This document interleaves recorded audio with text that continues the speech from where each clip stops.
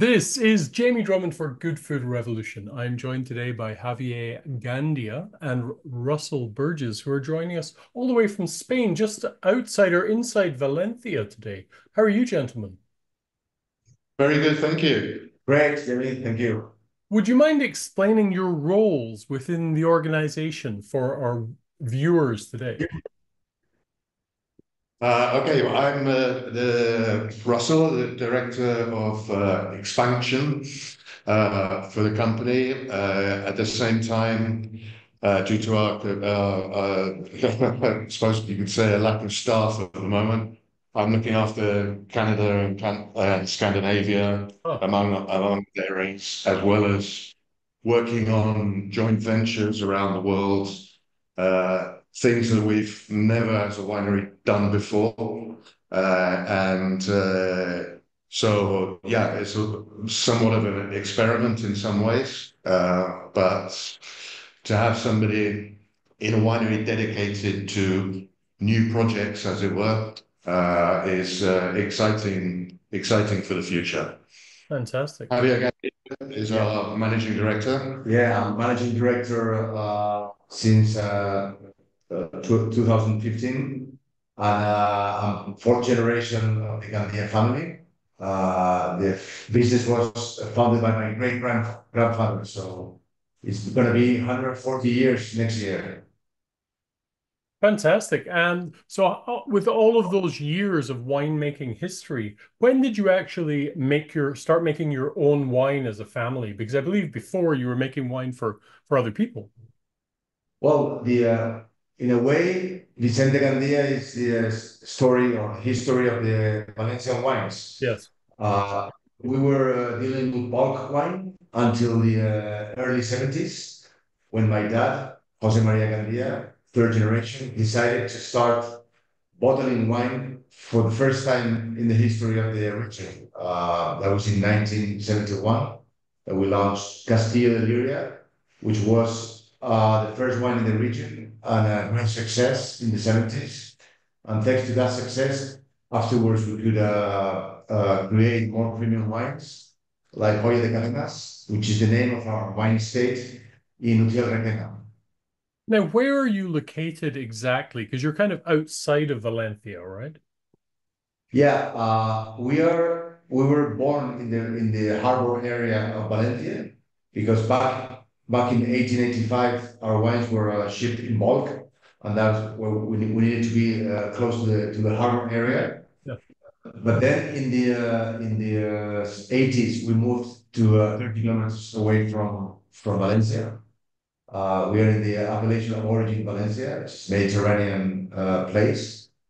And afterwards, we bought the Hoya de Cadenas estate, okay, which is in Uterrequena, 80 kilometers away from Valencia, 1 hour away more or less from the city, inland of Valencia. This is a high altitude place. It's 800 meters above sea level, and it's half Mediterranean, half continental. Okay. So basically, today we are in two different places: Appellation Valencia, which is closer to the Mediterranean, and Utiel Requena, which is high altitude vineyards. I understand. Having visited Valencia on a number of occasions, actually, I'm quite familiar with the area. But for those people unfamiliar, could you explain the grapes that you grow down there? Okay, Valencia is well known for indigenous grapes like Bobal, okay, Merceguera in the whites, for example. We also have Monastrell, same as Jumilla does, and which are, let's say, the indigenous varieties. We have a bunch of others as well. In our wine state, we also have Tempranillo, which everybody knows is a Spanish iconic varietal. It's grown more or less in all areas. And we have this varietal as well at Hoya de Cadenas. In this place, we also planted more French varieties like Cabernet Sauvignon, Merlot, Chardonnay, etc. that we blend with a local varieties, let's say. And how would you describe the overall winemaking philosophy? Well, in at Vicente Gandia, we are the ambassador of the Valencian wines around the world because we are in 90 countries. And the style we want to deliver to consumers is looking for the personality of our region with this Mediterranean character, but with balanced wines. At the end of the day, history has proved that the wine in our region has been to go with food. When you go and you match wine with food, you need something that is well balanced with fruit, right oak, the alcohol level not too high, but still there, and good freshness, you know. So I would say we look for a mineral and balanced wines, you know, to go good with food. That's the essence of our wines. And what is the average annual size of production these days? The production in our winery. Yes, please. Yeah. Yeah, we produce around 30 million bottles Oh, around the world. Yeah, in different appellations, okay? Because we have Valencia, Requena, as we said. We also work in Alicante, and we also do Cava. Cava, as you know, and some people may know, it's originated from Catalonia, but it's also grown in other regions of Spain, including Requena. Okay. Uh, so let's say it's split between these four appellations mainly. I understand. A question for Russell here. Where are your largest markets? You mentioned that you're in 90 different markets around the world, but where are your largest markets and which are the expanding markets right now? Well, it's a good question, and it may come as a surprise that our biggest market at the moment would be, well, this is outside of Spain, yeah, would be Japan, Right. uh, which is, as you may know, an extremely demanding market. Outside of that, we do obviously very well in Canada, in Mexico, Hmm. in the Netherlands, among others. But those are the big ones. The interesting part when it's your question as to where is the growth coming from at the moment. Yes. This year, I would say probably Central and South America is where we're seeing really good growth. Japan is still growing. Uh, so you know, we're very mixed in general. I mean, including parts of Western Africa as well that do very well for us. Wow. It's a very mixed picture. So, as I said, we're dealing on 5 continents. So and yeah, it's diverse. And domestic sales in Spain are doing very well as well. Yes, yes. I was going to ask you, my next question was going to be about that. What's the split between export and domestic consumption? 50-50, Oh, more or less. interesting. Interesting. It has changed because traditionally our sales in the exports were much bigger than domestic Hmm.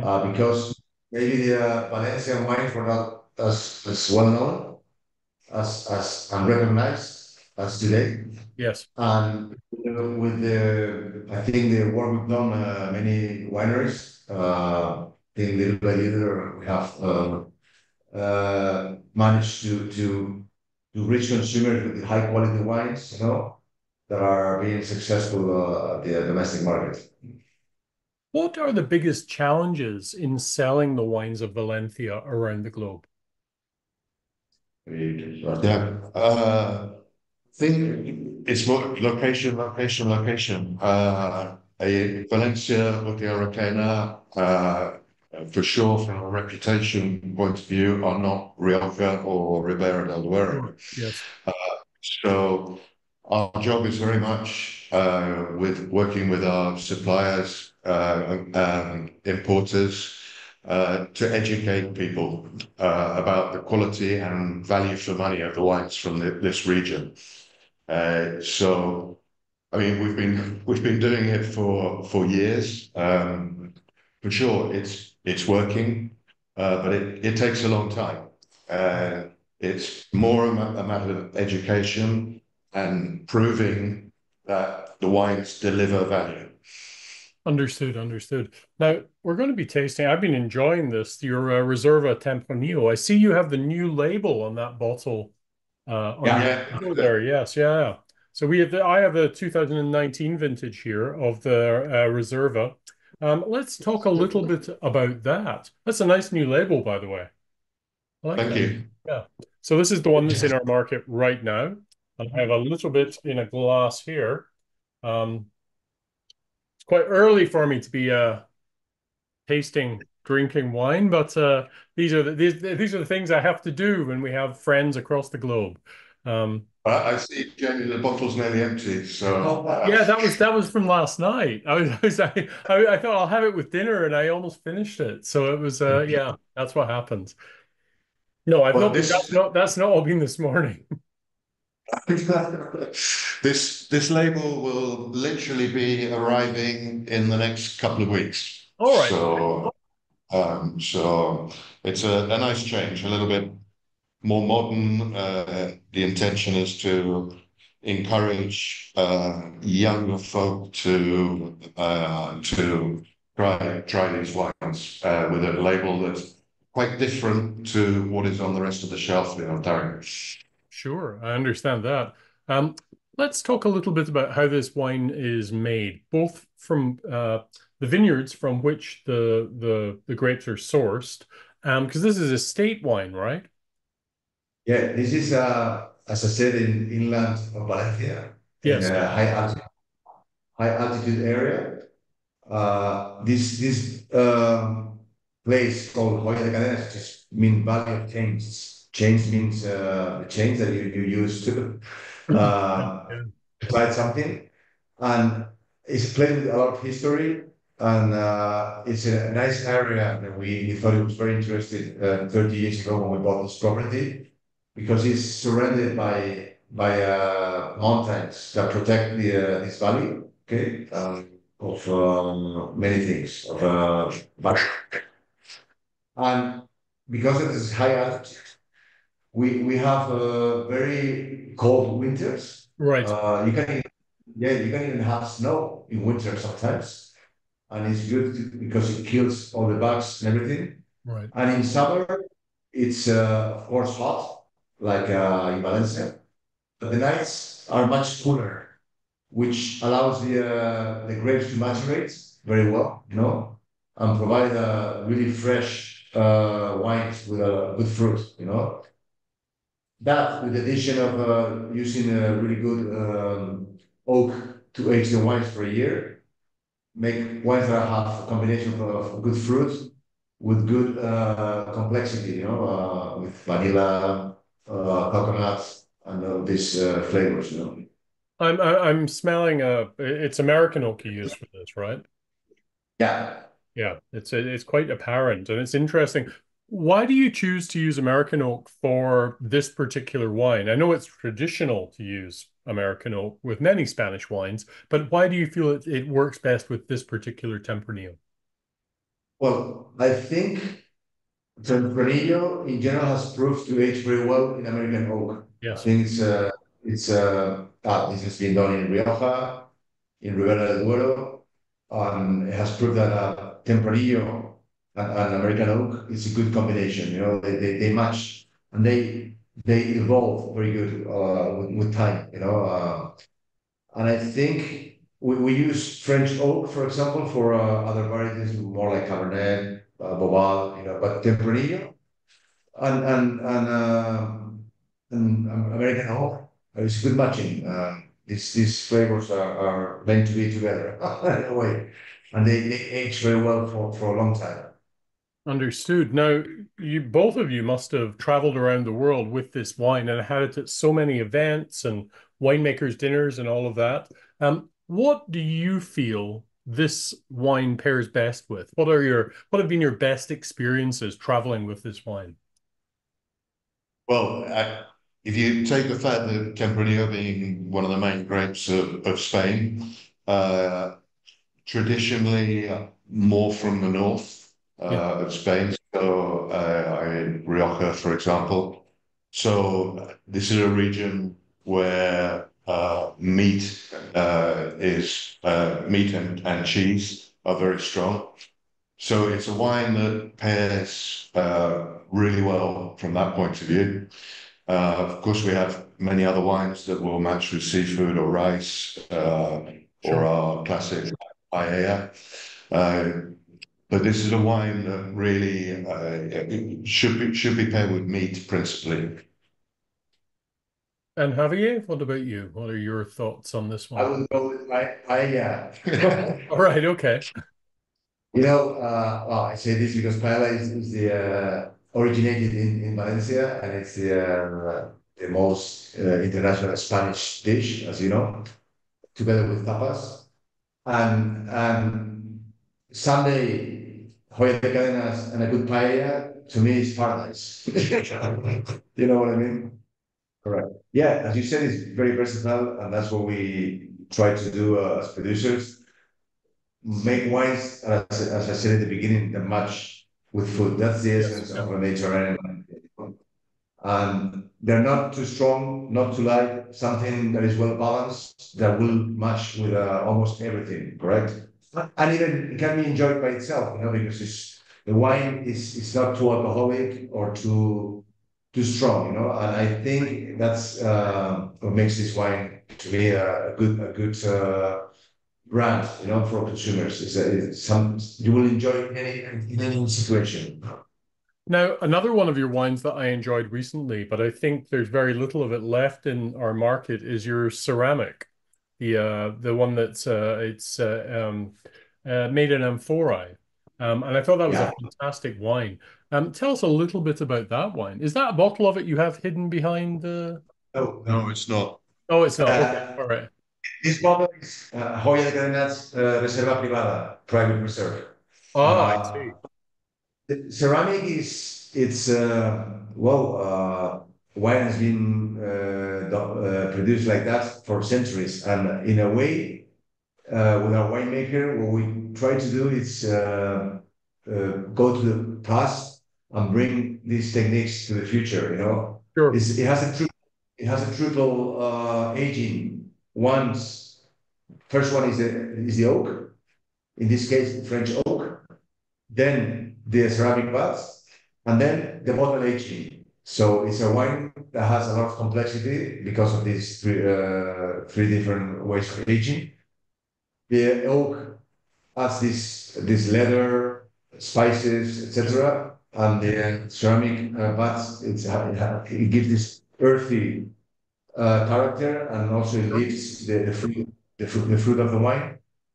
The variety that we use for this wine is Monastrell. Okay, uh, Monastrell is very Mediterranean, very classic from Valencia. And the difficulty of elaborating this variety is to get a fresh product, and that's what we try to do with the ceramic vats. Do something that is fresher than average Monastrell, which can be something too alcoholic. And I think it's one of our best wines. Very, very interesting wine. I reviewed it and was very, very impressed with it. I thought the fruit, as you said, was very, very lifted, but there was a vibrancy and a kind of vitality in that wine that is lacking from many Monastrell that I've tasted over the years. It was really, there was a kind of lightness to it, a kind of just a real freshness, and I believe that is probably the amphorae because the Monastrell can tend to be a little bit dull and blunt and alcoholic, but this was really quite. There was a lot of finesse in the wine. Really enjoyed that wine, and very well, very good job with that one. Thank you. Thank you very much. Yeah, and it's fresh. That's what makes it different to other monasteries, because we also try to play with the fermentation. But at the end of the day, it's a wine that you go to another sip because it's Sure. easy to drink. Yeah. Yeah. It was maybe a little bit too easy for me. I finished that one really quickly, but it was delightful, gentlemen. Thank you very much for joining us at Good Food Revolution today. I'm hoping that at some point in the not too distant future, either of you, both of you would be nice, would be over in Canada, in Ontario, and we can break some bread and share some wine. That would be Excellent. lovely. I will be there, if not late this year, early next year for sure. Fantastic. Uh, maybe when it's not quite so cold. I was about to I say, are you coming over for the Canadian winter? uh, this year I came over in February, which Oh, was an experience. So have you ever so been in that kind of those kind of temperatures previously? only once in Bulgaria about 30 years ago. Right. So but I also went to Edmonton, which was even worse. So Oh, yes. Yes, I've been there. Um, on that note, gentlemen, thank you very much once again, and hopefully we'll see you at some point in the not too distant future.